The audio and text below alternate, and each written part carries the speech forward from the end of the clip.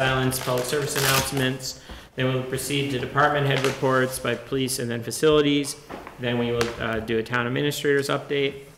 Then we have action items including consideration and possible action on the appointment of Andrew St. George as the recreation director effective October 29th, 2024, with a starting salary of $70,000, $70,327, with 2 weeks of vacation. Consideration and possible action on the proposed fiscal policy updates. Consideration and possible action on a one-day liquor license for Hardwick Vineyard and Winery for the Sturbridge Harvest Festival on October 19th, 2024 and October 20th. Consideration and possible action on a one-day liquor license application for Rapscallion for Special Raps Brewery Night at Pickleball U on October 26th, 2024 from 6 p.m. to 9 p.m.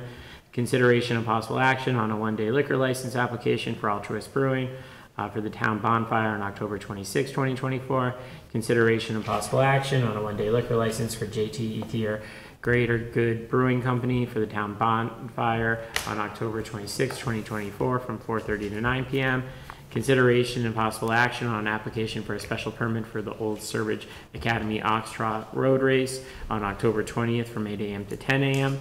Consideration and possible action to authorize the chair to execute the contract with Easton Architects LLC for community-wide historical property survey in the amount of $58,295. Consideration and possible action to authorize the chair to execute the contract with the Mid-American Salt for the purchase and delivery of road salt to the Sturbridge Department of Public Works for the price of $62.79 per ton delivered and $62 per ton picked up. Consideration and possible action to authorize the chair to execute the contract with Eastern Minerals Incorporated for the delivery of road salt to the Sturbridge Department of Public Works for a price of $61 per ton delivered or picked up. Consideration and possible action to authorize the chair to execute the contract with Leeds Group Inc., DBA Lead Salt, for the delivery of treated road salt to the Sturbridge Department of Public Works for a price of $93.70 per ton delivered. Consideration and possible action for the board to sign the proclamation for the Sturbridge Rotary Club of Massachusetts in Stourbridge, England, proclaiming October 16, 2024 as Stourbridge Rotary Friendship Day. Consideration and possible action on the court decision Gentili v. Sturbridge land acceptance. Consideration and possible action to approve the ARPA recommended funding for multiple projects. Consideration and possible action on signing the warrant for state elections. And then old business, new business, correspondence, approval of minutes, citizens forum, and then adjournment. So with that, everybody please stand for the Pledge of Allegiance. I pledge allegiance to the flag of the United States of America and to the republic for which it stands, one nation, under God, indivisible, with liberty and justice for all. Thank you.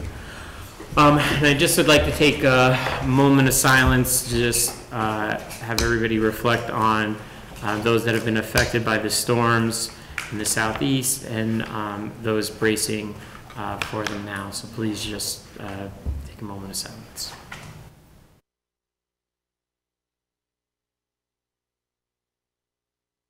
Thank you. Chairman Goodwin, it's been posted on Facebook, so I'm not sharing anything that has not been posted, but our veterans agent's son passed away. Oh, yes. I'm so sorry to hear that. So our prayers to Mike and his family. We have not heard anything yet on arrangements. Jean is awaiting. That's awful. Yeah, just so if we could add him to our thoughts and prayers for his family certainly. And his beautiful wife and his other son, Dom. That's awful. I'm so sorry to hear that. Yeah. Okay. On that note. Yeah, with that, we're moving to public service announcements. Mary Lou, do you have any? No, I do not. Chase? Mary Dowling? No. Mary Lee? All right, well, we have a series of public service announcements. First, we'll just start with my scrawl here so I can read it. Open Space is having a forum on November 12th at 6:30 p.m. We hope everybody attends. The town of Sturbridge election schedule is set.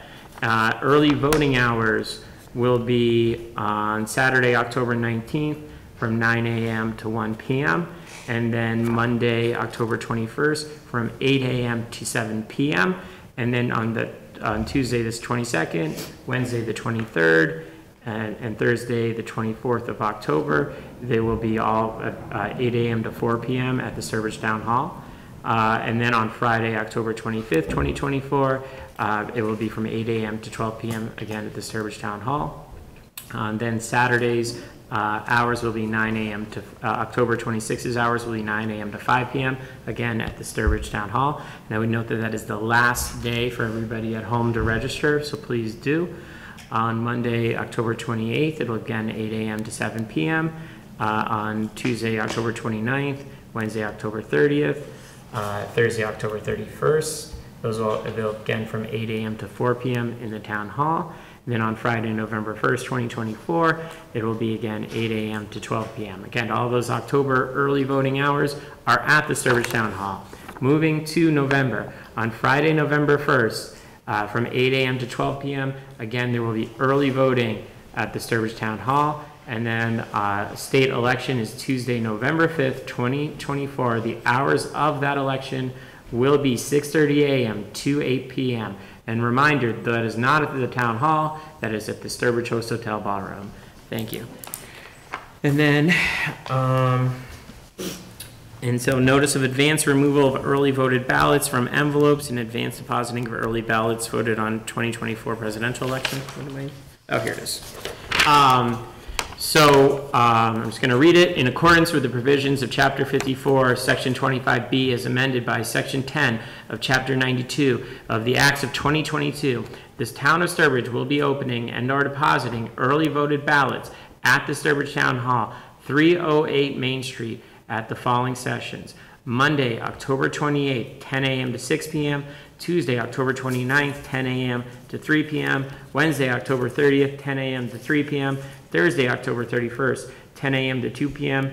A full record of advance removal and advance depositing will be kept for each session. In accordance with the provisions of Chapter 54, Section 25B, as amended by Section 10 of Chapter 92 of the Acts of 2022, no results shall be determined or announced until the time the polls close on November 5th. At that time, the results from the advance process ballots will be added to the election day results and posted in a public place. Thank you. All right, so that's my public service announcements. All right, Chief, you are up, sir. Good evening. Good evening, Chief. Nice to see you, Chief. 3 months to go through, kind of wrapping up the summer here. Busy 3 months. Start with calls for service. In May, we answered 2,807 calls for service. We had 61 arrests or complaints during May. 35 incident reports, 24 motor vehicle crashes, 220 citations were issued. We assisted 52 motorists, responded to 51 alarms, did 500 business checks or house checks, served 5 restraining orders, went to 9 domestic calls, had 11 B&Es or larcenies or theft, and we requested mutual aid from other police departments 25 times, and we responded out of town once to assist other departments. Operations, we did a car seat checkpoint in May with Officer Tytul and Marta Rosen and Dispatcher Boydo. It was right at the Public Safety Complex. It's a highlight for the month. And we did a kids safety fair at Old Navy. And when we had a Public Safety Day at Tantascwa in May. And then business as usual for that. Boat patrols were done. We did 12 inspections during the month of May. 4 motor vehicle accidents between Walmart and Extramart, and 2 of them with injuries.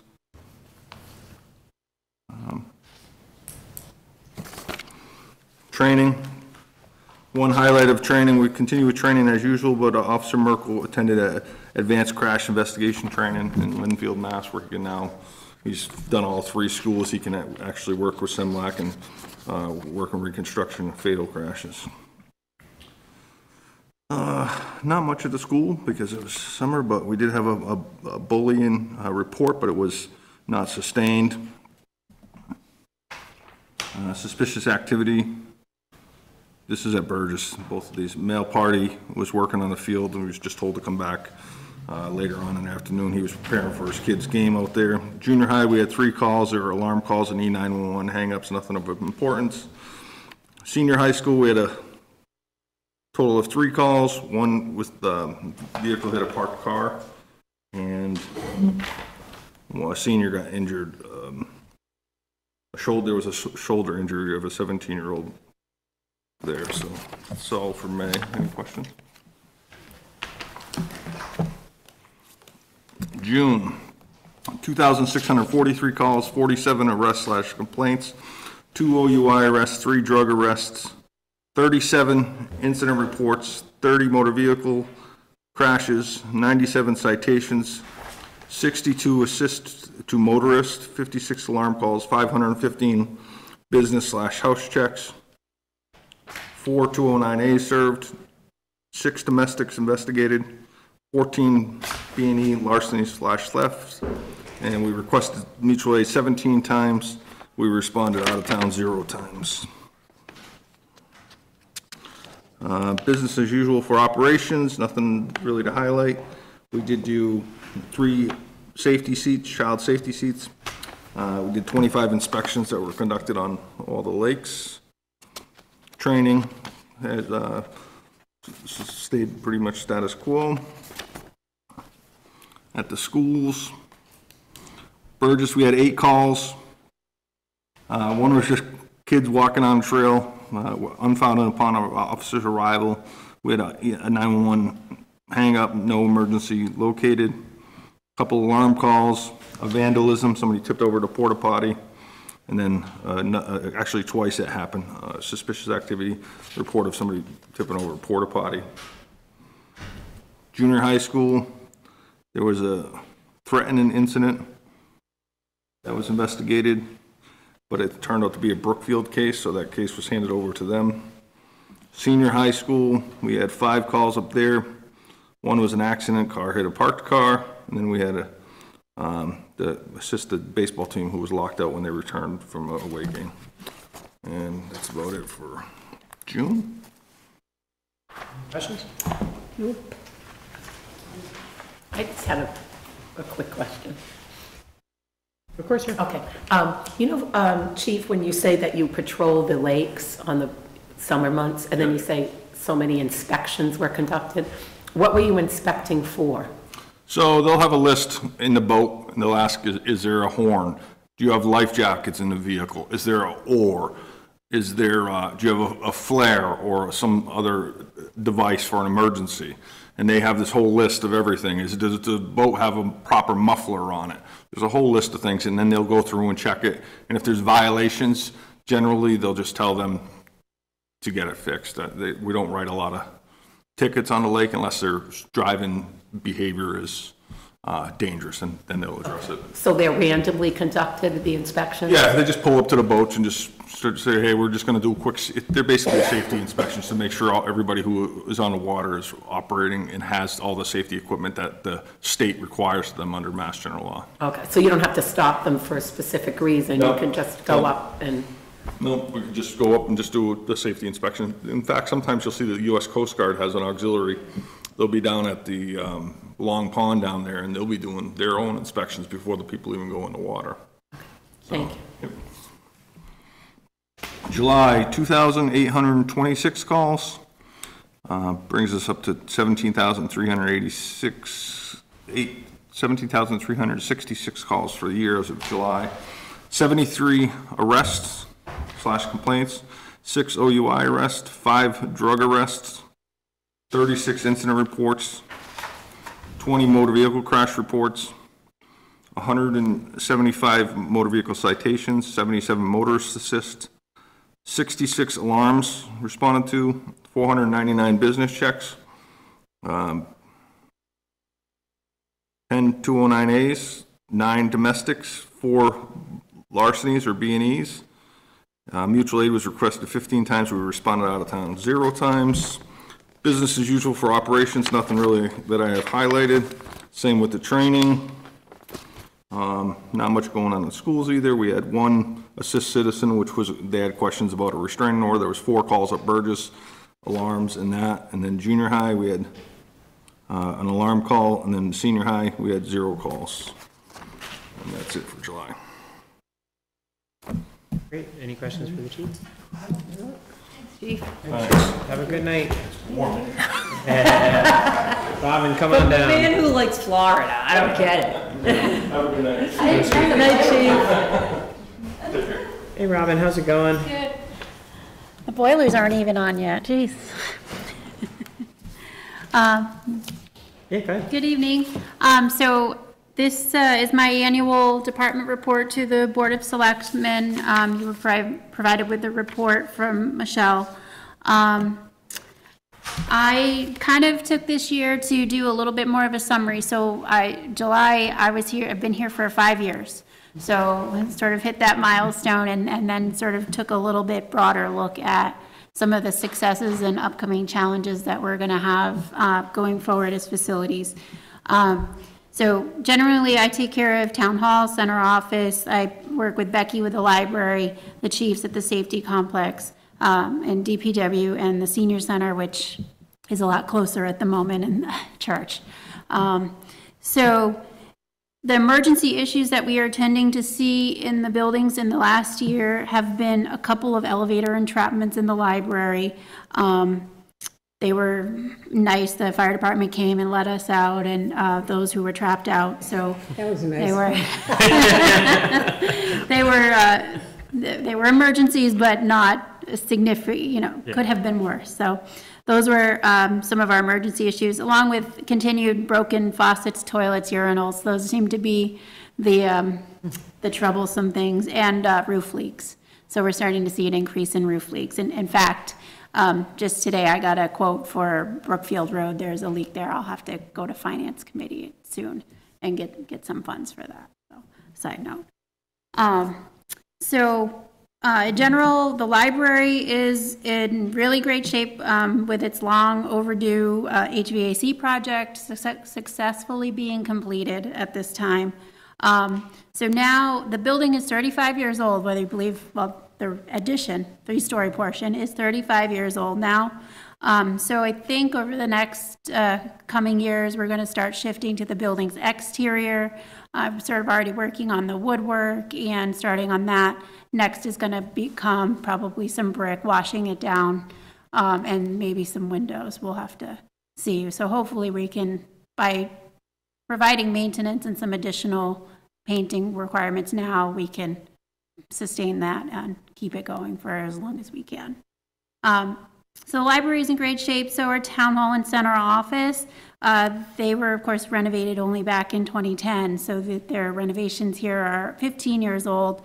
So there are some elements that start to fail after 15 years, but that's par for the course, and hopefully they stay on a minor level just fine. Then we have the safety complex. That's our biggest challenge. It's a 24/7 operation building. It really takes a beating. And we have a custodian who's over there 18 hours a week, and that is just still not enough for him to be able to clean and try to do some preventative maintenance over there. So we're kind of struggling. That building is also 35 years old. So the addition to the library and the safety complex happened to be built in the same year. I think is an interesting tidbit. And of course, by comparison, we know that the DPW is in more work, needs more work than the safety complex. So in terms of having to have the responsibility of comparing each building to another and decide what priority fundings are when submitting capital budgets like we did last week, becomes a little more challenging. So from the department perspective, we're just consistently, even though I've had 4 custodians, it seems like once I get the full staff, something happens. Either one of them goes out for medical purposes or one of them leaves. So we've kind of had this rotating door in the part-time positions. It's been very difficult to fill time and try to use those people to dedicate extra. So some of them are more capable of maintenance and smaller projects. So I would like to do that, but it's definitely after 5 years, I thought we could get into a good rhythm, and it's probably not going to happen. It's probably going to continue to be a rotating door. And just by nature of the position, a lot of people are moving, or these are their second or third jobs. And then I'm also finding that much of my work is consumed by administration. So in terms of grants, being the town's de facto energy manager for green communities, a lot of the energy projects, especially when funding is really high for that right now, and we can get a lot of free opportunities for us. So that's been keeping me quite busy, as well as the capital projects and ongoing things, and making sure the pipelines, so that everything that gets funded at town meeting gets done, and we continuously move on. We don't have a backlog. That's sort of the goal. And that takes a lot. Contractors aren't really responsive these days. Not a lot of vendors answer you when you call, so a lot of the time is spent back and forth trying to find additional vendors to do the work, and then hopefully at least one responds. So it's kind of the state of the world. Yeah, it's that way everywhere. Yeah. But I mean, I think in conclusion, the best thing is that I think, prior to my, acceptance here, the board created this position. I think it was absolutely essential. It's became very clear over the last 5 years. I didn't expect some departments to require as much maintenance and support as they need from facilities, so that does, take up a lot of time as well. And enhancing our in-house maintenance capabilities and finding a way to do that, I think could lead to some long-term savings for the town and reduce some of those capital burdens. But those are all future to be continued. All right, questions for Robin? Just, Robin, at our last meeting, Mary Lou brought up the door. Yeah. First, It's supposed to be on the, I got a block. We brought up other library stuff tonight, but brought not up the the paint. Yeah. We brought up the paint, but not the door, so we will. Yeah. I promise. first Between all of us, we will heard, remember what's the problem door. with the door. Oh, the polyurethane is peeling, Yeah. really. It needs to just be recoated. It probably will have to wait till spring at this point, though, because it means I have to take the door off and do the work horizontally, so. We will when get the it heat's on- contracted. Yeah, Yes. that's something that unfortunately I just don't have the capabilities to do in-house. Yeah, but we'll get that under so- contract, Okay, Yeah, thank you. on paper. Yeah, we can get that under, Maybe that painting contract can be expanded to add that. maybe. Yeah. We'll get done. I'll get a number for that. Any Oh, I have questions? a block about it, but it will get. I know. I can remember everything else in the library, but, okay. And that front door and so in the front door of Town Hall too, the clerk has been bothering me, so I need to follow up. The hardware is on order. It takes about 6 weeks to get here. So, we're trying to make sure that before early voting starts, that front door, the one door has been sticking quite, terribly. So that hardware will get replaced and, weatherized in a better way. Great. I just, Yeah, go ahead. Robin, can you just, from my own learning, expand upon a little bit your recommendation where you say enhancing our in-house maintenance capabilities? I guess I don't totally know what that means. So, finding ways to either increase our custodial staff, to add a maintenance person. Thought it was getting to staffing, thank you. Yeah, and there's a couple of ways that the department could look at it. I've tried to use senior work-off people to help mitigate some of that and picked up them to do some projects. Some have been successful, some are a little bit, projects that we have are generally physically demanding. So they're a little tough for me to utilize. To look at the next hiring of a custodial person, also maybe we look at that position as a possible I don't want to say handyman, but craftsman, have some craftsman skills. to Okay, do but some of the- basically you meant increasing staffing Or- and specialization or of staffing. specialization of So that staffing. deals with staffing when you say It may maintenance be that they capabilities. have custodial responsibilities in addition to Got it. some craftsman skills. Because I wondered what weren't we capable of doing, but it's more Little craftsman man, more projects, power, yeah. more people. It's a library door. It's the library door. No, I wasn't being funny. Yeah, no, it really, yeah. it is. And there are things that we're. This is a softer way of saying increasing our staff. Or reallocating it.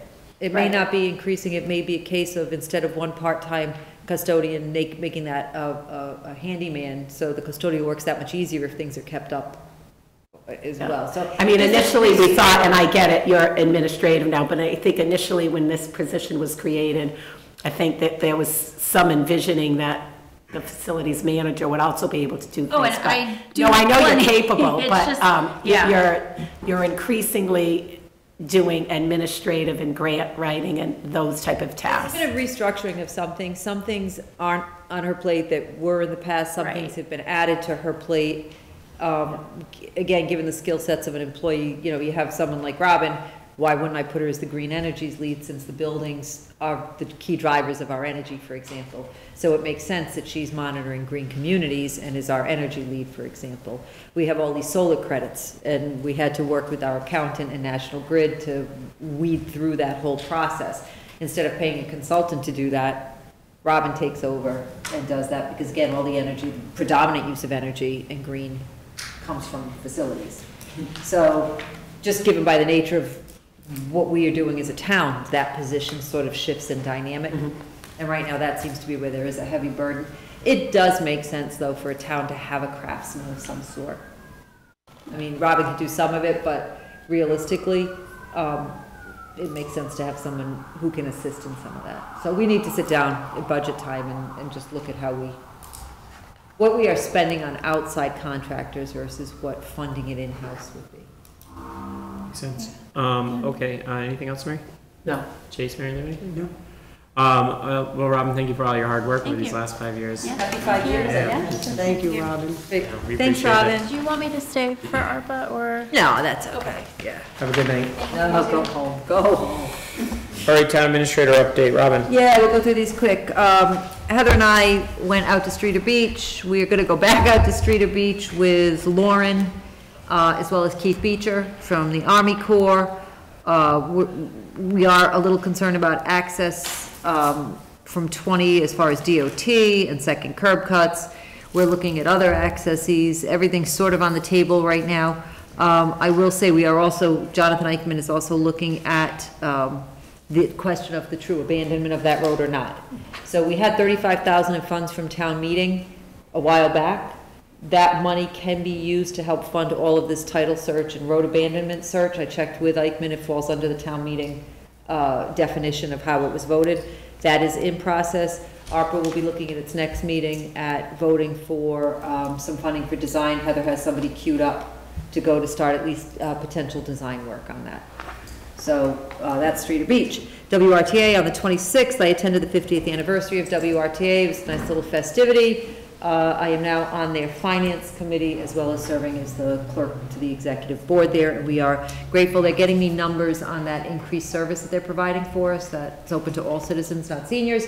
So I will be getting usage numbers. It is getting some usage. They're going to get me updated numbers.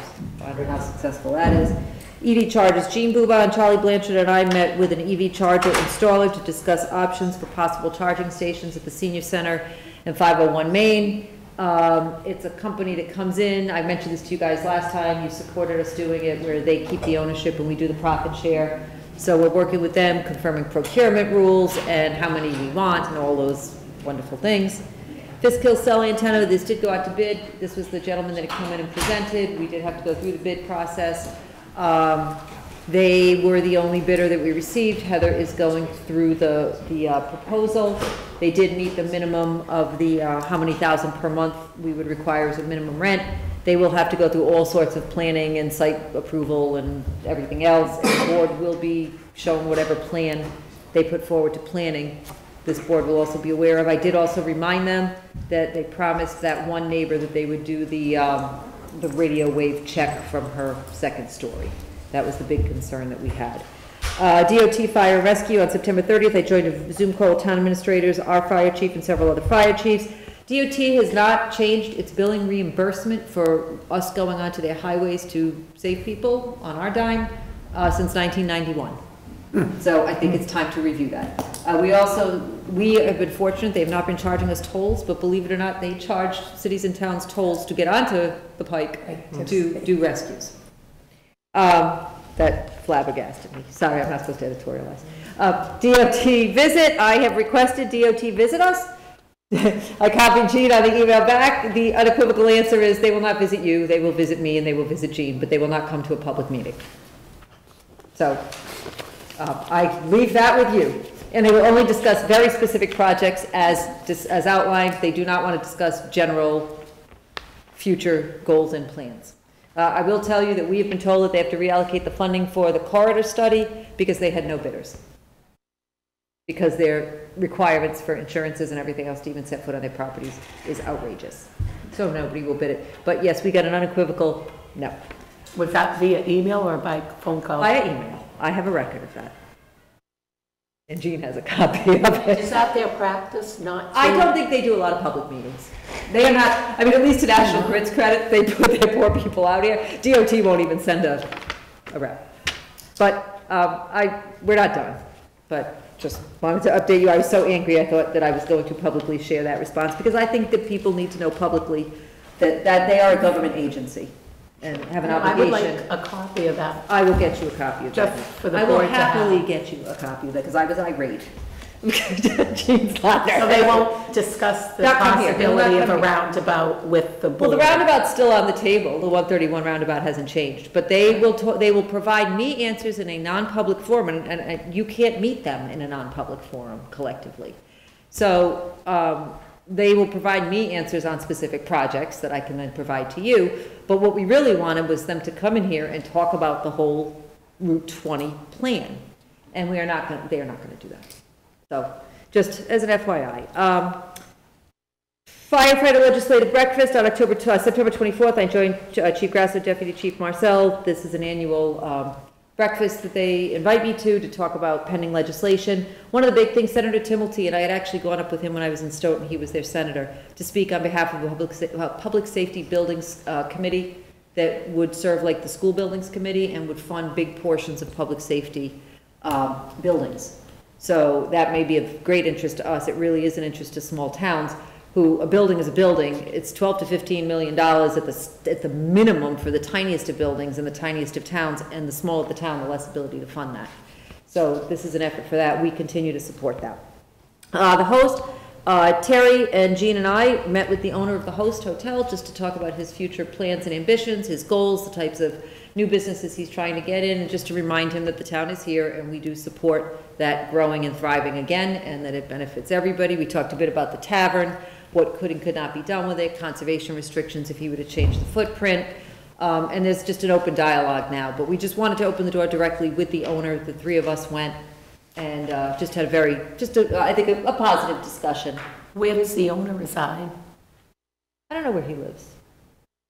Is he in Connecticut? Is he from Connecticut? Yeah, he has another facility in Mystic. Yeah.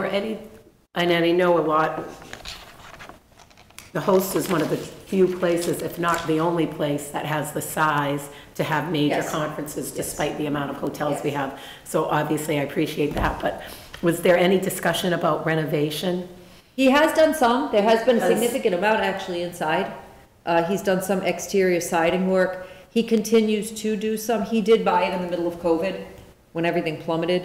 One of the troubles that I think he's running into, and Jean, you can correct me if I'm wrong, he's got a lot of old events that have been going on there forever. He doesn't raise the price of them very much. He's not making a lot of money. He's trying to bring in new events that don't conflict with the dates of the old events.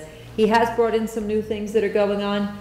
We talked to him about doing more promotion of like statewide clerks conferences and treasurers conferences that go on, municipal things that go on for 2 or 3 days. He is open, he's trying. I mean, at least he says he's trying as best as we can, insert ourselves into a private business. He is trying, and he is working slowly on the renovations. I mean, part of it, you can see where the painting is better. It really just still is a little damp and it still needs some work. But given that he did buy it in the height of COVID, it's a little challenging. Does he have plans to reopen the tavern? He'd like to, but I think the plans that he has may not comply with our restrictions because of the footprint. The building needs major renovation. They could do the renovation, but I think he wants to expand the footprint, and it's probably not going to be allowable where it is. And I think he's looking at the value of what it's going to cost him for a renovation. That is he going to make that back doing just the degree of renovation for for what he could do for a business that size, he would make his money back if he expanded it, but he may not be able to. So Is it just gonna sit and? well, we don't know. just- I mean, we're sort of just open the door for the conversation to try to see if we can all put our heads together and come up with something. It's not likely gonna lease, he would have to do so much work to get, apparently there was water damage. Was it water damage? Sprinkler broke. Sprinkler broke, that's what it was. And so there's been major water damage inside of it. Because back in the day, that was a very popular Yeah. place, and it's a pretty location. Yeah, we did. And it had outside bands, and now it just sits there, it's prime location, and it's a shame that it's A nothing. lot of it's gonna be because of where it sits, though. It's so close to the water that his expansion possibilities are very limited. That's too bad. Yeah, so, That was a great but place. we'll keep talking, and Given the maybe, size it maybe is. someone comes up with a creative and financially reasonable idea. Great, So, thank you. Walker Pond, on September 17th, Heather and I went out to speak with a member of the Walker Pond Association to discuss floodage and draining issues. Heather is going to work with the residents within the confines of the bylaw to address the flood issues where possible. Lauren joined us from Conservation also, because obviously there's a lot of that land is wet. So we're working on that. Noble Energy, on September 18th, Jean, Heather, and I met with Noble Energy representatives. DOT has changed its position on the stoplight. And they had said it was okay to put a stoplight in, and had Mr. Frisbee put the stoplight in before he opened, all would have been fine at his own expense. This is all at his own expense, and with our $250,000 of state grant money that we've spent $235,000 of. DOT apparently went and did counts after a very soft opening while he was not, he had to start opening. I mean, he could leave the building empty forever. He was held up months and months by DOT with permitting. He was finally able to open. It was a soft opening. He doesn't have half the businesses in there that should be in there. DOT did a traffic count, says, nope, you don't meet the warrant, so now you can't have the light. So had he put, or has to do more counts, and Thursday, Noble will be doing its own count again. We are still hopeful we can get the light, but I came right out and I said, so you're telling me if he hadn't opened and put the light up, and these numbers didn't bear out, there was nothing you were gonna do and the light would be there? And they said yes. But because he tried to open to make a little bit of money, because he couldn't stay closed all that time, and they stalled the whole work on that because of the design work they were requiring for a roundabout that they finally agreed he didn't have to do. So, really, again, frankly, we're really pretty annoyed with DOT. That's in a nutshell. Trainings, we do not have a formal risk management person. Michelle is serving in that role. Maya does recommend that we have someone dedicated to, as the risk management lead. We recently have had several trainings on team building and discrimination and harassment. Michelle is working to be sure that we get the $15,000 in credits. We, for the past several years, have not gotten $15,000 a year in credits for trainings, and Michelle is hunting every department head ad nauseum to make sure that they all participate and we get the full $15,000. Podunk Road, Jean Bouban and I had a follow-up discussion with National Grid to inform them of what they need to produce for consideration of any poles. We also went into a discussion on trees. The woman that we've met out several times on site, who is their forestry person, I now have a direct email for her if there are questions. We have confirmed if a tree is on private property, National Grid does not have the right to cut that tree down without a signed permission slip. So the people can refuse to have National Grid cut their tree down. Yeah, so I was gonna bring all of Yes. this up under old business, but Yes. since it's part of your report right now, I have a lot of concerns with the way this entire project has been handled by National Grid. When they come forward, I don't even think we were told, we've been asking for many times, how many trees are gonna come down when we approve the location of these poles, and we were never, and kudos to Mary Lou, we never even knew private tree versus public tree. I mean, I think we were all assuming it was within that public right of way. So I met with one of the residents, and I did my own site visit, and these are like 5 beautiful Yes. trees. I'm talking large. Yes. In front of her property, and they're marked. So the tree warden went out and said they're healthy, and they're not within the public right of way. She was never notified. She never gave, I should say, it's a family. They did not give permission to even enter the property, and they have no idea why there's red marks on the trees. So this is entirely unacceptable, and I'm on the verge of, making a motion to reconsider our approval of these installations. She didn't know if, now there's nothing marked that poles are going there. But again, she wasn't given any certified mail. I'm assuming that's because they're not poles going there and they're just worried about wire. You know, all of these are presumptions because again, she was given, no, this is not legal. I mean, they entered her property and marked her trees. And if she didn't come forward and say something, you know. Well, so Well, we have, so, you know, all right, so Buba Samoa is back on, he had been out for quite a bit of time. He is our government relations person for GRID. He's very good. He was out on medical leave for a good bit of this. He has since sort of, I would say, has been proactive with us more than anybody has. Since the past when? couple weeks, 2 weeks he's been back. Okay, well. And we have made it clear to him that there are concerns about the private trees. As far as the public trees, they can't touch any of the public trees without it going through planning. Yeah, there well, is- but here's the blunt reality of how it works though, is that they will just go do it, and then they'll, go ahead and try and sue them. So before, and I don't care how great the guy, if the past practice with National Grid has been a positive, that's not really how I see it, and maybe it's better just because you have somebody who raised you back, and I'm not being frustrated with you. But we need to get this in writing, and we need an actual articulation of what they're doing, where they're doing it, and from soup to nuts, because this piecemeal BS is just, it's the same old song and dance, and they are a private company making money on public utilities. So we need better transparency from them, and we need to corner them at each interval about what they're doing and when they're doing it. And if we are not, telephone conversations are not going to cut it with them. No, And I agree. It is, you have to paper it. It can be email. We don't have to be crazy. I also would like something in writing from KP Law, as I had written to you, and I think I CC'd our chair, in writing that says what their rights, if any, are with respect to private trees and even public trees. Like, you know, what standard do they have to meet? Because why aren't they just going around and trimming the branches where they are concerned with the wire? Because they don't want to spend the money on trimming? Because, I mean, honestly, I was floored that they even would mark 5 of these trees. They're huge, all lining the front of her property. And it's just unacceptable. And so I would like something in writing that says residents don't have to give permission. And what do they have to do in terms of gaining? Do they knock on the door? Do they send them an email? Do they send them something certified mail? I mean, and I also met with another resident on Podunk that said, first they were yellow markings on trees, then they went to blue, and now some of them are red. And she said, first mine were blue and now they're red. What does that mean, Mary? And I don't like to tell a resident, I actually have no idea. I don't know if they're red now because they were going to take them down, but now they're not. And so they've entered her property several times because first they marked them blue and now they marked them red. And she has not talked to anybody from National Grid whatsoever. And so it's entirely unacceptable. And so I think, what did we rescheduled the previous hearing for the next meeting.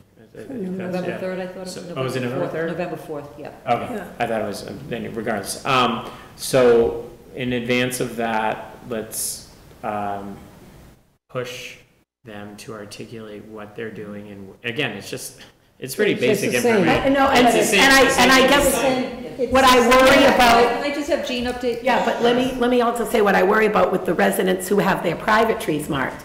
So the public trees are going through planning, right? But her concern was, I said, take those, the tree warden said, you can take off the red tag. She said, I want to take them off, but at the same time, I want everybody to know where they are. So were they just without any hearing at all for private trees? Were they going to go and take them down? No.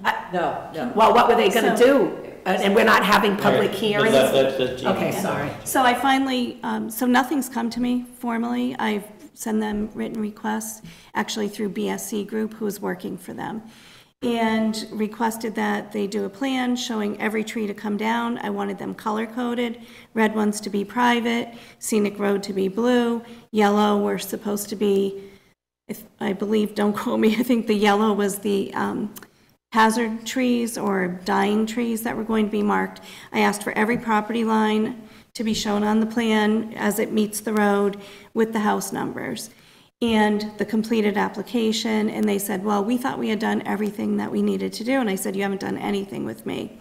And as far as the private property owners, they had somebody go door to door, and they met with the people who answered the door. People that didn't answer the door have not met with somebody. The person that was doing that is out on maternity leave. Somebody was just reassigned to take that project on, so all those people should be getting met with. We were told that they have to sign a paper to allow permission, basically, for National Grid to trim or take down that tree on private property.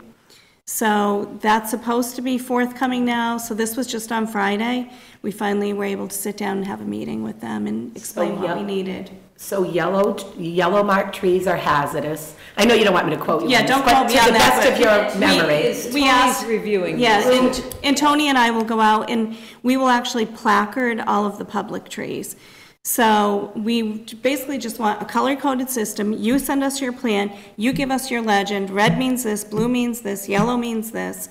And then we'll go out there, we will placard the public trees, he'll verify the ones that they're calling hazard or diseased, and then the red trees are the private trees that they need to get permission of the property owners. I've also offered to be out there when they meet with property owners if property owners want somebody there, so. They have enjoyed seeing people from town out there. And I will say about 3 weeks ago, or 2 weeks ago, when Google came back, we had a meeting with a bunch of department heads, what were our biggest issues with National Grid.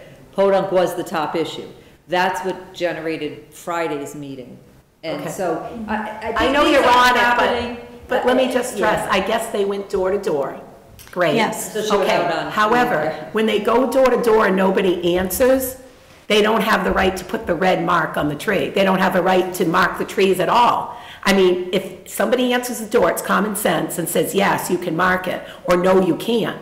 But when they don't get any answer, they can't just mark the trees because they want to.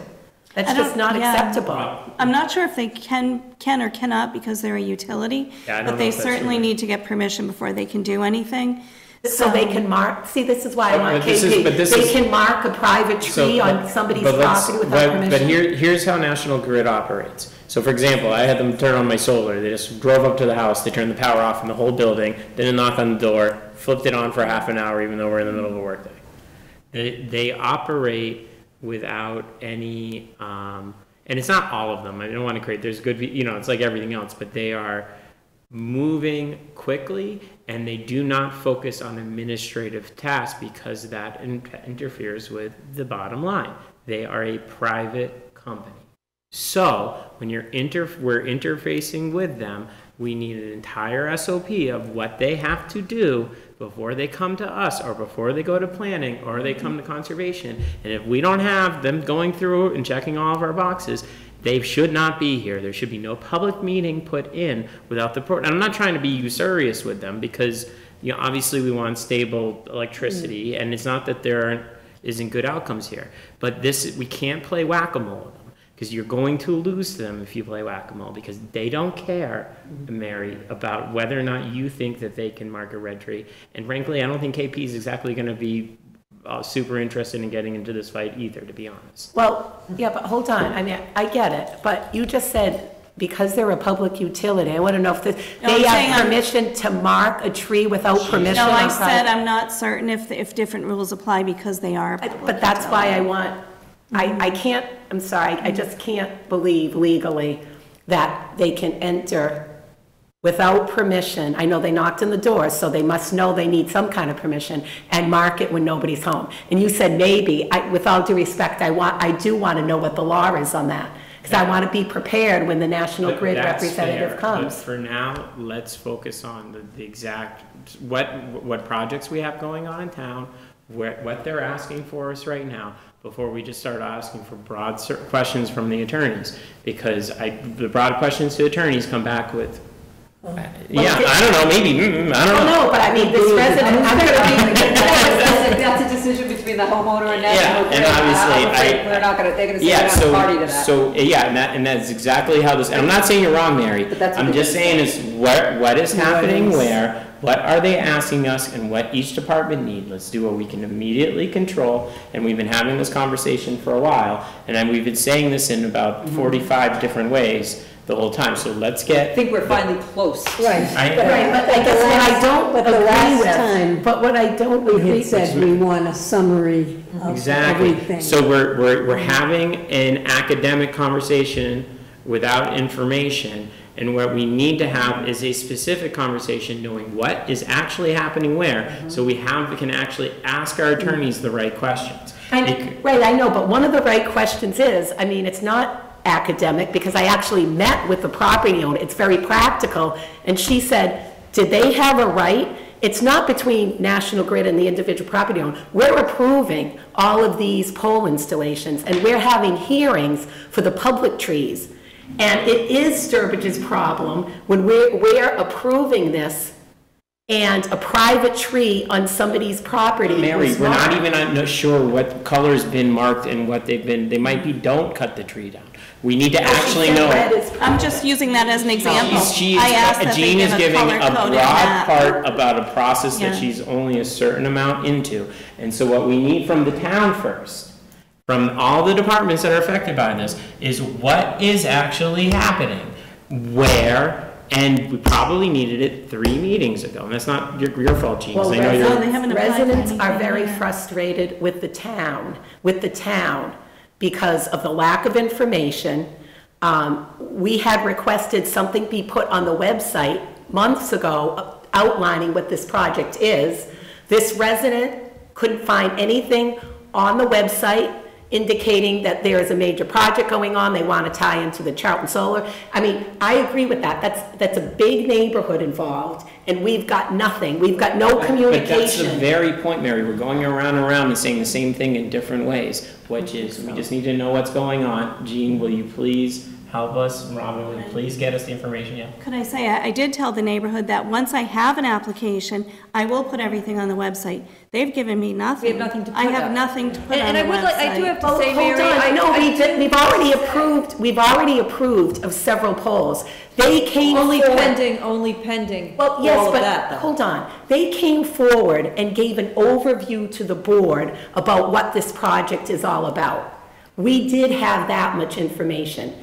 These residents, at least the one I talked to, because nobody's done anything for her, didn't even have that. We could have had something on the website saying, National Grid is contemplating a major pole installation and upgrade along Podunk Road. The purpose of it is to tie into the project in Charlton dealing with solar. We did have some background information that we could put on a website. I do need to say, though, Jean's been out there multiple times, I've been out there multiple times, I have posted on Facebook, and we've posted on the town's Facebook. But here is where we are. We're in the circumstance we're at right now, and we have had conversations like this about multiple times, and we end up exactly where we are right now. So let's not be in the same place the next time we talk about it, right, guys?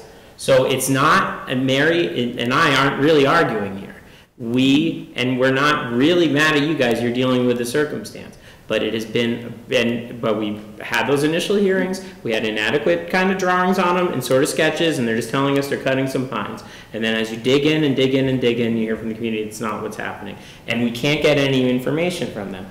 But if we can't get any information from them, the only next step that we can take is to, again, to just put our arms around them and just be like, where is this, where is this, where is this, where is this, where is this, where is this, where is this? Because being an utter pain in their ass is the only way that you can deal with them.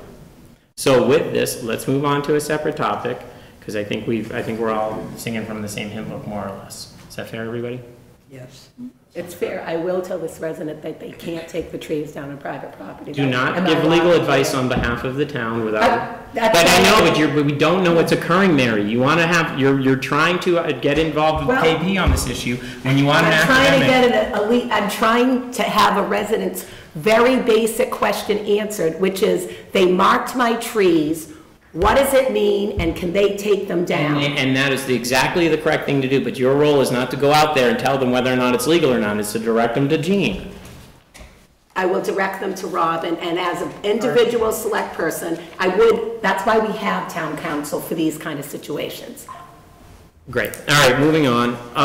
Healthcare, October 2nd, Barbara Barry and I met with our healthcare consultant. Rates appear to be going up significantly, but our experience model is still good with our employees, so we will have some increase next year, not as dramatic as some towns. The retiree number is dramatically increasing. We are comparing to other towns and looking for other resources. Stourbridge, you have a proclamation going around and a vote on that officially. Pilot truck stop, I just copied and pasted Chief Desert's actual email to us. He is actively engaged in that whole pilot parking situation and working with the property owner. And I think that's my report. Great. All right. So moving on to action items. Consideration and possible action of employment of Andrew St. George as the Recreation Director, effective October 29th, 2024, starting at $70,327 with 2 weeks vacation.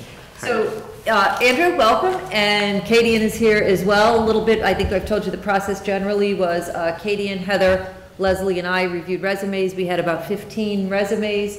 We scheduled 6 interviews. We ended up doing 4 of those 6 interviews.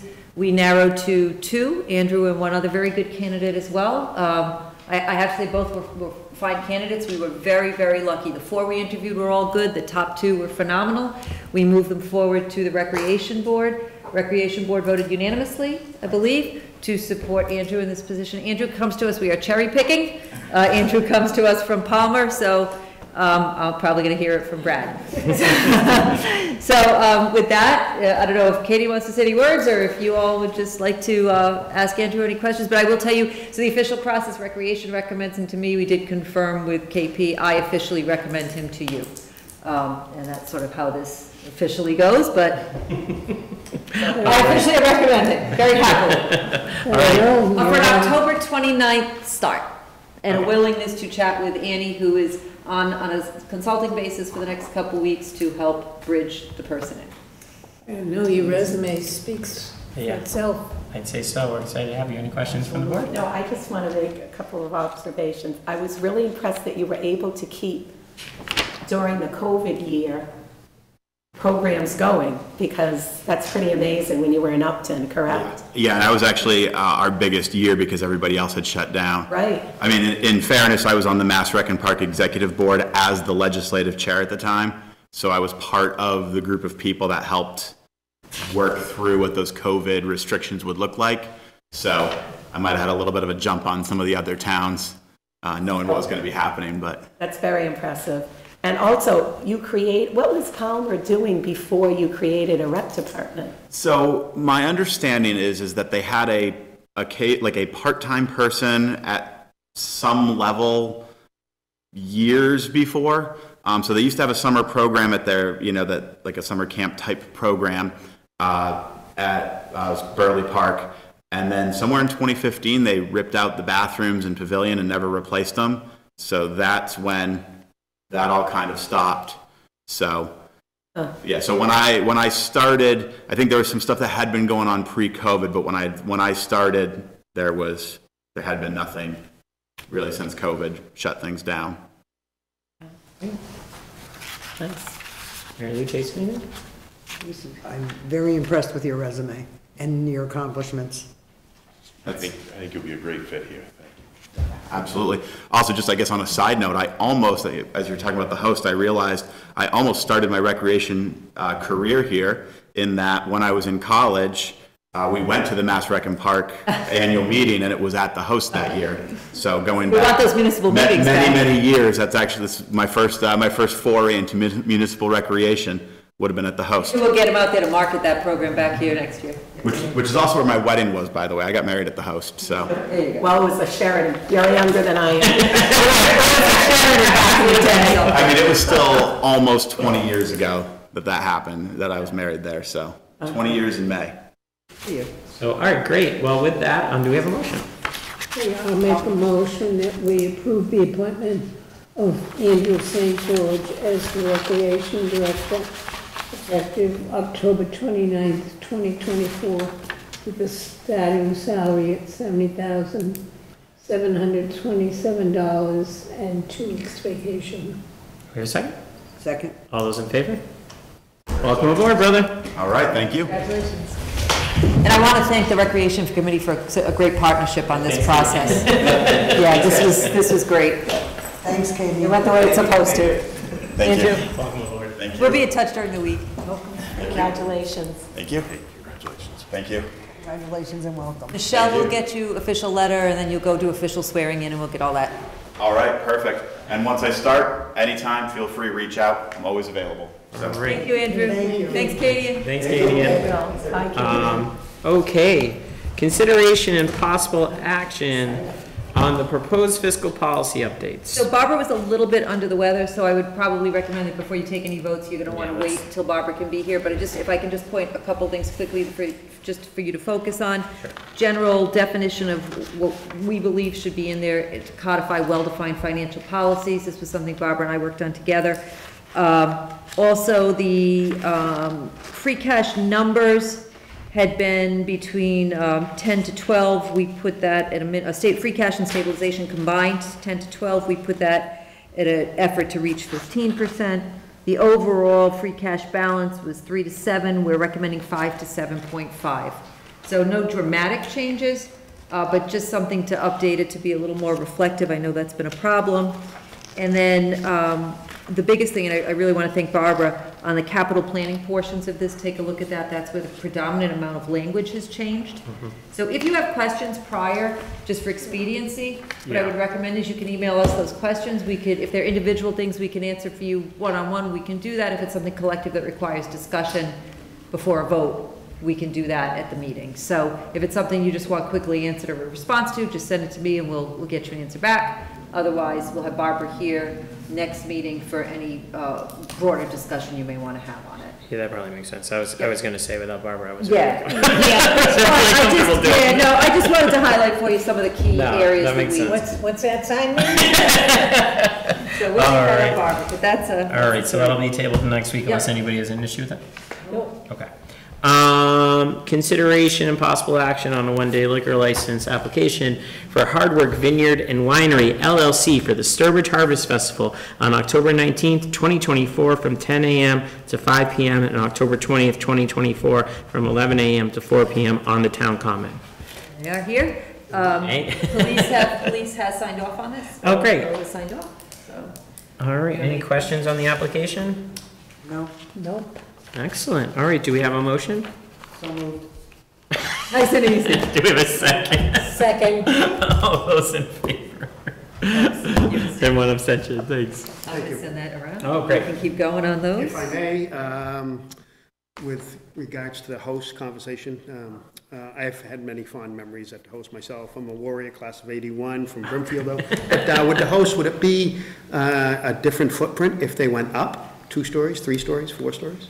Yeah, there's some height requirements, but that's what we're gonna look at, all of those things. It might eliminate the wetland or the pond. the Yeah, lake so in front of it. there's a lot that we have to look at with what maintains that and what the footprint allows and what the height variances require, and so hopefully we can do something. We'll find a way. Yeah, We'll find a way. We'll sort it out, and it's creative going back around. Mary, can you pass that for? Yep, we'll have that signed, and we Yeah, can actually just give that right to you. All right, great. And then we're gonna go, consideration and possible action on a one-day liquor license application for Rapscallion for Special Raps Brewery Night at Pickleball U on October 26, 2024, from 6 p.m. to 9 p.m. And this is Cedric that's doing the serving? Yeah, and I have no restrictions on this from Michelle. It looks like it's all, Yeah, Put it forward for they're well signature. known. Do we have a, Okay, I make a motion to Thank you. approve Thank the you. one-day liquor license. Rapscallion for Special Raps Brewery Night at Pickleball U. on October 26, 2024, from 6 p.m. to 9 p.m.? I second. All those in favor? The ayes have it. Great. All right. I figure we just might as well send these right down as we go. That's fine. And then, 2 places on that one for signature, yeah. guys. And then we are moving to consideration and possible action on a one-day liquor license application for Altruist Brewing for the town bonfire on October 26, 2024, from 6 p.m. to 9 p.m. on the town common. Okay, do we have any questions or concerns? Do we have a motion? So moved. Do we have a second? Second. All those in favor? The ayes have it, and one abstention. Okay, and then we are going to consideration and possible action on a one-day liquor license application for JT Ethier Greater Good, I think it's supposed to be, Brewing Company for the town bonfire on October 26, 2024, from 4:30 PM to 9 PM on the town common. Do we have any concerns about the application? Do we have a motion? So moved. Do we have a second? Second. All those in favor? The ayes have it. There you go, Mary. And one abstention, sorry. 4-0. And then we are going on to consideration and possible action on an application for a special permit for the Old Sturbridge Academy Ox Trot 5K Road Race on October 20th, 2024, from 8 AM to 10 AM. How's it going? How you doing? Just introduce yourself for the record. David Burris, Middle School Dean, Old Sturbridge Academy. I appreciate the board and Select for having me here today. Thank you. So what's the Ox Trot? Yeah, so the Ox Trot is a 5K. We've done it before. It was our Parent-Teacher Student Association that's been running it for the last 7 to 8 years. This year, they've gifted us to our 8th graders to be able to put it on and support for a civics adventure to Washington, D.C. Oh, wow. We've gone to Washington the last 2 years and have done a variety of different collaborations to be able to go there. The proceeds will go directly towards supporting reduction of costs for the students itself. Great. Any questions from the board? No. All right. Do we have a motion?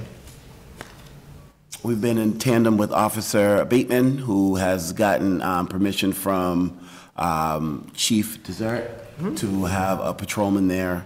And as I said, this will be our 9th year doing this, so it's something for the town, the community, and something where you can stay active and fun.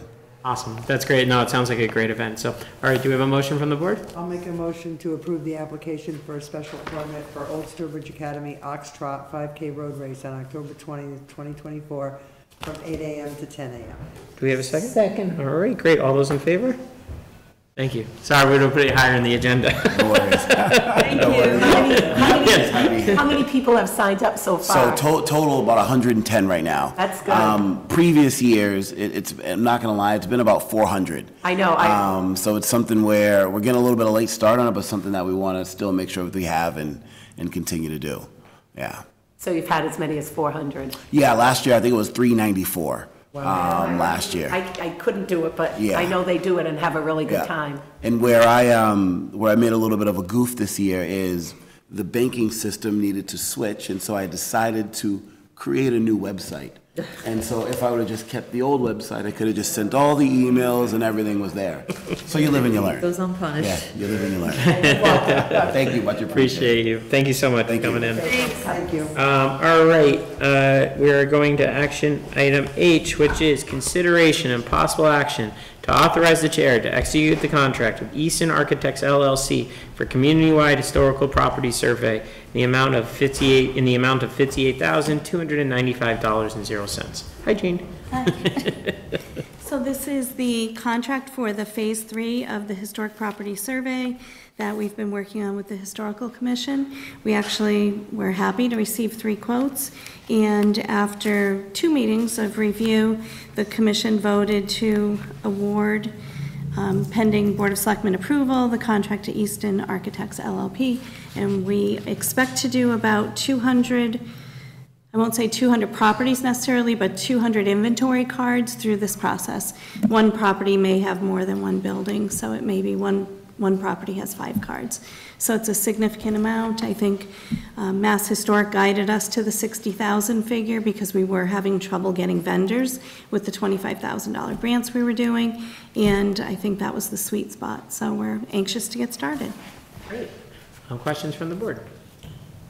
No, motion to approve. All right, any discussion? Do we have a second?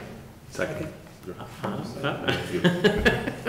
All right, yeah, Chase Volpe. I won't paraphrase. Give the taste. All those in favor? Great, the ayes have it. Thank you. Okay, and then we're going on to consideration And possible action for the chair to execute the contract with Mid-American Salt for the purchase and delivery of road salt to the Sturbridge DPW for the price of $62.79 per ton delivered and $62 per ton picked up. I'm assuming that we are gonna go with I and J, and the rest are in case I and J are running low. Yeah, I think that's pretty much the plan. Okay. Go with the lowest and then contract it But as you want them all needed. approved in Yeah, case one runs out. just in case she needs to, yep, So yeah, so you're basically just, okay, yeah, yeah. good point, Chase. Okay, any questions on I? Do we have a motion? So moved. Do we have a second? Second. All those in favor? The ayes have it. Similarly, consideration on J, possible action to authorize the chair to execute the contract with Eastern Minerals Incorporated for delivery of road salt to the Sturbridge DPW for a price of $61 per ton, delivered or picked up. Do we have a motion? So moved. Do we have a second? Second. And all those in favor? I just Great. raised my hand, I didn't say second. All right, consideration and possible action to authorize the chair to execute the contract with Leeds Group Incorporated, DBA Leeds Salt, for delivery of treated road salt to the Sturbridge DPW for a price of $93.70 per ton delivered. Okay, do we have a motion? So moved. Do we have a second? Second. All those in favor? Great, all right, and then we are on to action item L. Did I skip K? No. No. Okay, consideration and possible action to sign the proclamation for the Sturbridge Rotary Club of Massachusetts in Stourbridge, England, proclaiming October 16th, 2024 as Stourbridge Rotary Friendship Day. And I set that proclamation around for you to look at. Yeah. Do we have a motion? So moved. Second? Preempted that one. Second. All those in favor? Great. Thought that one was safe. All right, so then we're on to Gentili v. Sturbridge Yep. land acceptance. So I did confirm we could do this in public session, didn't have to be executive session. This is a long-standing suit regarding the flooding of somebody's property that the court declared we were not at fault. The person appealed it. The courts have denied some things, dismissed the case, all the nuances of the legal mumbo jumbo. No offense to the attorneys in the room. And then what happened is the court ordered him to pay all fees for attorney's fees, and he was willing to donate the land to the town for conservation. The attorneys are recommending that we waive the fees. Most of them are Maya's fees. They have nothing to do with us. There's a minimal amount of KP fees, probably less than $1,000 worth of KP fees. I did talk to Lauren. She does not see a conservation need for this, but I did also speak with Gene, and Gene asked if we could ask him if he's willing to give it to the town just generally, because for future construction on Route 20, it would be ideal for us to already have ownership of this land. If a construction project near Hall Road is going to happen, it would be, Gene feels it's beneficial for us to have that property. In order for that to be accepted, it has to go to town meeting. Conservation would not have had to. This, you could have just done that. This will have to go to town meeting just as an acceptance. I don't see a problem with that, but I just need support from you, A, to waive that small amount of fees, which KP is recommending that we agree to, and then support from you for me to put this on a warrant and let them get in the process of getting the acceptance on his end for us to take this to town meting. How much land is involved? It's a triangle. I can get you the acreage. I'll get you the acreage. Just roughly, I mean. Yeah, it's probably an acre or two. It's a small, relatively small triangle right at the bottom. And it was a drainage question, and I think he had sort of said that the town, when it changed some drainage, caused his property to flood. There was no evidence of that. It had flooded before. And again, he had appealed it. The case was dismissed. This has predated me by a couple years. This has been ongoing for years. So it's just nice to. So let me understand this. So in exchange effectively for waiving the fees, which were largely insurance paid, that we are, he's one that will transfer the deed to us. And we can do that right now with a conservation transfer, and to go to, and we have to go to town meeting to get it broadly. Why wouldn't we just take it right now with a conservation? If we want to go to town meeting, just go to town meeting. We could. I mean, Lauren just doesn't see a conservation purpose for it, but we. No, I just meant I think because that is. Facilitate the train, to keep things moving. Yeah, and then what, I guess my question, I just don't know, is if we take it for conservation and as a construction project, is there a restriction at that point? Well, there still would be conservation in that whole area anyways, because it's all water, right? Like, I mean, it's all Hobbs Brook right there. Yeah. So I don't think it's, I don't know what it could be used for. I'm not even, I'm just this is just kind of more operational where Yeah, it's it'd be convenient not to put it yeah, on. it's like we don't have to do, it's just, we waive the fees, we close a legal dispute without prolonging it. Whatever's compliant and easier. Yeah. It can't hurt to take it for conservation, as long as when there is construction, we can then take it out of Move it if conservation. we needed to. As long as it's not in a CR, right? I don't know, If we don't have a CR on it. yeah, it's just in their care, I think. Yeah, you could be under your care. Some properties are under the board's care. Well, I just, whatever, if they're telling you to do it under conservation, just do it, or whatever, I don't care where it goes. My point is just, I'm assuming you'd have to do it under conservation to not have to go to through the whole town town meeting. meeting, So yeah. just put it through, if they're telling you conservation, just put it through there. Wrap up the litigation and get this done, because we'd rather just have this, an end line. An end line is an end line and an end line, and a town meeting vote is not necessarily. And there's no public who's gonna be negatively impacted if we do take it, so it's not like we're subverting something the public Still should got have it. voice on. We can go to the meeting Yeah. and So whatever. what we could do is you could vote it forward with this agreement, pending my confirmation that it can be used for future. We don't have to put it under a restriction, or we're not gonna have trouble if we need to use it for construction. Listed anyways? Once you put it in a CR, lifting it is like an act of Congress. Okay. You gotta get enough. So if you want to vote Exactly. it, just pending that. Yeah. Confirmation that it can stay as is and be used later for non-conservation. I'm afraid that if he donates it for conservation, though, it might be a little tricky to use it for anything else. But what else is there? I guess that's the other part of it, is if I'm thinking of the right piece of land. It's just wonderful, it's Yeah, just the it's not- triangle at the bottom All of in the street. 20. Yeah, it's Yeah. just not. No, I know. I saw it too, gee. Gene just thinks it could be used potentially for DOT construction down the road, but if it's conservation, if he donates it to us for the purposes, he doesn't care what we take it for, frankly. But if it's for the Department of Trans, they'll take it if they want it. Right, let them take it. Yeah, like, so why would we do it for the state if we could just end the lawsuit? I don't understand that, because I just want this, we want it donezo. I would love to just be done with it, I just don't know down the road. But you know what, if down the road DOT wants it, like you said, let them fight to take it. And if we have to deal with it, we'll deal with it then, but if it's Yeah. not, right now, it's not like, I Yeah, mean, no, what are we gonna do with it? yeah, it's passive. So personally, I would just have it, if they're telling us we can do it in a conservation restriction now, just do it now. I agree. Anybody else feel strongly the other way?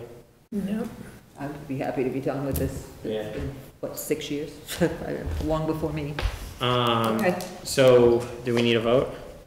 Yes, because you have to take the land, it will be under you, it's conservation land under the board. Okay, so I guess I make a motion to accept the land from Mr. Gentili in exchange for waiver of our attorney's fees award, because those are mostly paid by our carrier. Is there a second? Second. All those in favor? ARPA. So we had an ARPA meeting tonight. We've been trying to put them on off nights so you can have a little time ahead, but I did put together a memo last week on anticipated things that might come up. Some of these numbers have changed, though, from that memo. I'll go through them. You can either vote them collectively or pull out individual ones, and there are maybe some added. So, very quickly, we have decided to vote to support a heating assistance program. That one we did put at $10,000. One second, I have a piece of paper I'm looking for. Too many papers tonight. That we voted to put at $10,000 because but we felt there will be more of a need for that. I will tell you, we're not doing, as we discussed before, we are not doing basic income requirements. I'm not going to go through checking people's W-2s. Our program is really one designed for people who have one-time financial trouble. They might have a household income of $80,000, but if they have to buy groceries and school clothes and the washing machine breaks and they have to fill the oil tank, they could be struggling. So it's really an honor system, first come, first serve kind of a thing. And I did confirm with Barbara that we can do checks right to their heating supplier vendor, so the oil company, propane company, whatever their heat source is. We also voted to amend, you had all voted to do Stop and Shop cards and whatnot for up to $5,000 worth for 4 different locations. It is becoming very cumbersome to try to buy $5,000 of cards, and there was a concern with ARPA that we wouldn't go through them, and they might sit there for a long time. So the other suggestion from Leslie was gasoline cards as well, because people are short on gasoline. So we voted to reduce the total number of the amount down to, I believe, $15,000 for a combination of gas and food cards. So it's just an amended on the other one, but you could vote collectively to step over that. Why am I missing one document I'm trying to find that I had 2 minutes ago? Did we go to 15 or 10? Total, that's what I'm looking at. It was a total of 10. Oh, hold on, I have my notes right here. Total of 10. Total of 10, yes, for everything, for gasoline and food cards. Streeter Beach Road is still outstanding. We're still discussing how much we want to we're going to have left to put for design on that, but I still have that $35,000 to keep that project going. Library project, $17,700. That was originally budgeted through CPA, but then Barbara flagged it because we realized we cannot use CPA funds for painting, but it is all part of the trim painting and whatnot, and eventually the door. I remember this painting, but not that one.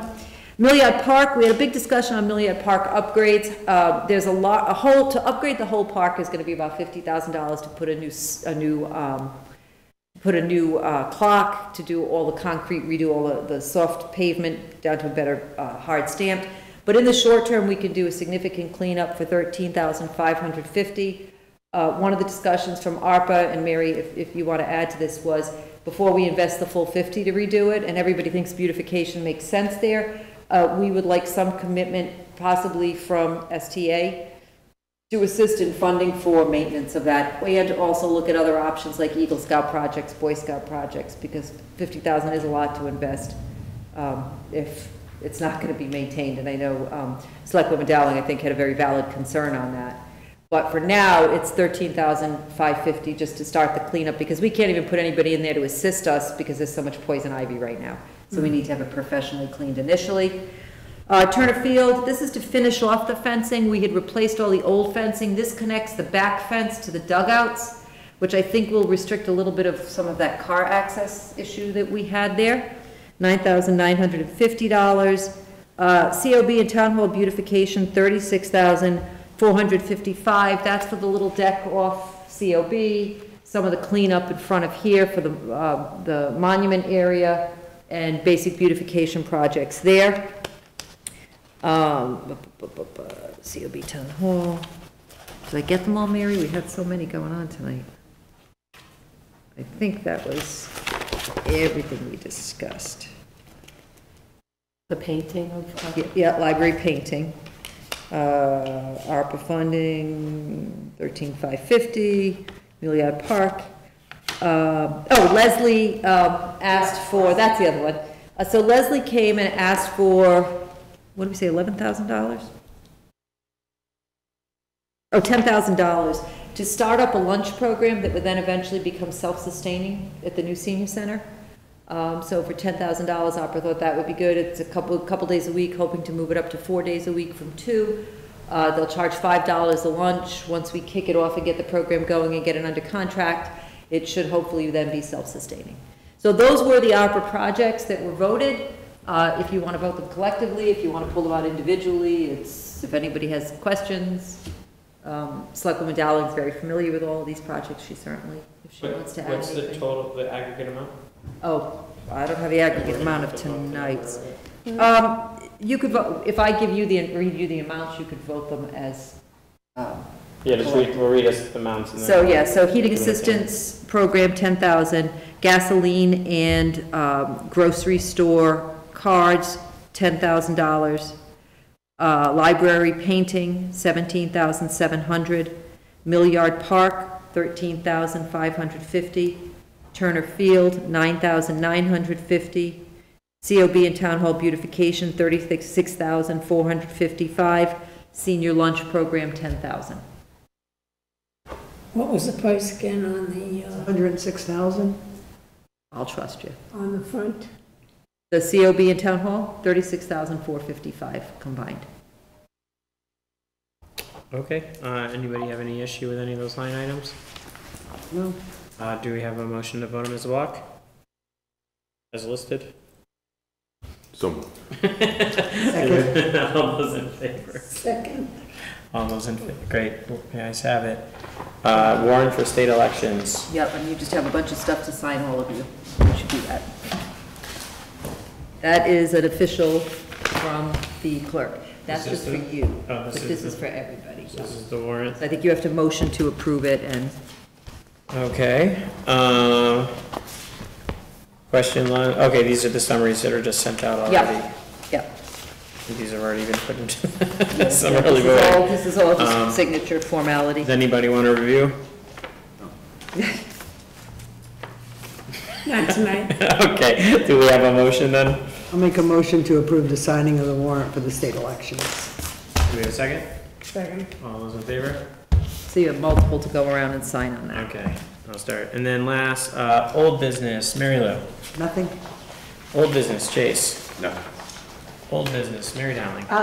Just, are we still working, or do we have a road plan in place for paving?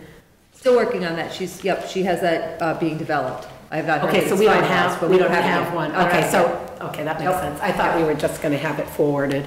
No, I don't have it yet, so I will check with Heather on the Okay. status of it. And this paving plan that's in the process of being done, is it, what kind of time period? Is it gonna be for a year, 2 years, 3 years? I think they're usually 5 years, but I will, in my experience, they've been 5 years, but let me confirm that that's how we do it in Sturbridge. When did our last one It's expire? been a little over 5 years, I think.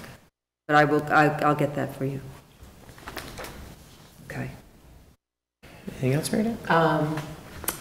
Just since we're on DOT, they had a lot of very large signs where they were on Route 20 when they were redoing the sidewalk, and they haven't, I pushed them off to the side, but they're still lying in the middle of the sidewalk face Yeah, down. they are. So there's like 3 or 4 of them. Yep. It's been about 3 weeks I'll try to now. get to their maintenance division on that, yep. I assume it's the town, the states and not the towns. Yes.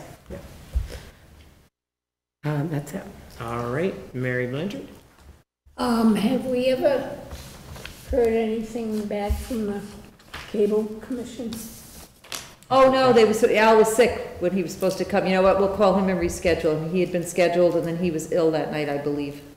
So I will get that updated, yep. Okay, anything else, Mary? Nope, that's it. Where are we with our friends at Kerboys?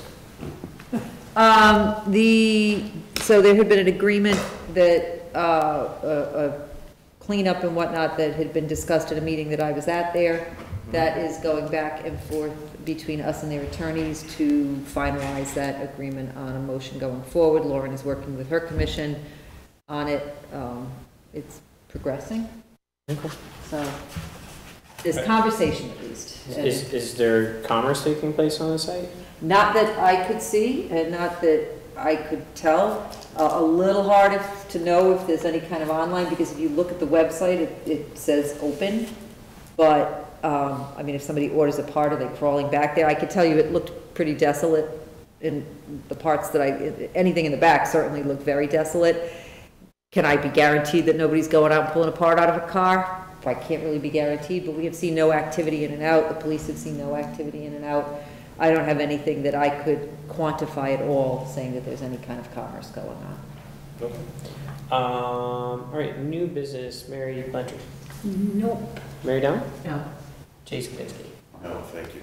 Mary Lou Volby. No. And I have none. Correspondence, Mary.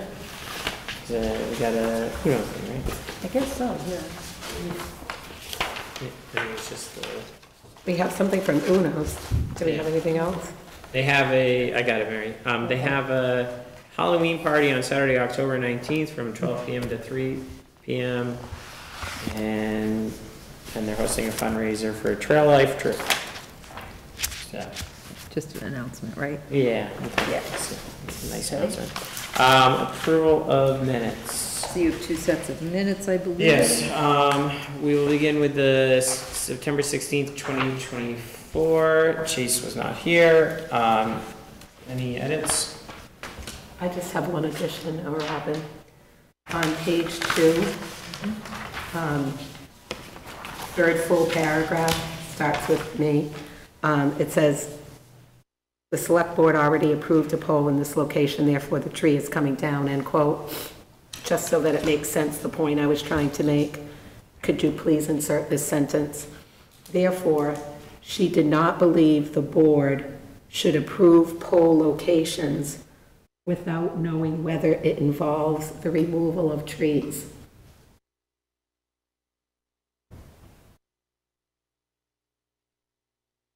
Approve all locations, and then whether, therefore she. Without knowing. Without knowing. Without knowing whether it involves the removal of trees. Okay.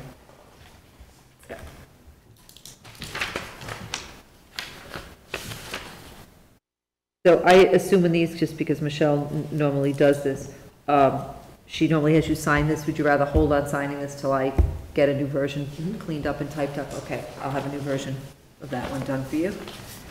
Okay. And the other one was what, September 23rd? Well, any other edits to the 24th? I mean, 16th. I don't mean to be difficult, but I have one more. Okay. Which page? Also, there should be page numbers on it. Yeah, 1, 2, 3, 4, 5. Page 6, we're talking about slack.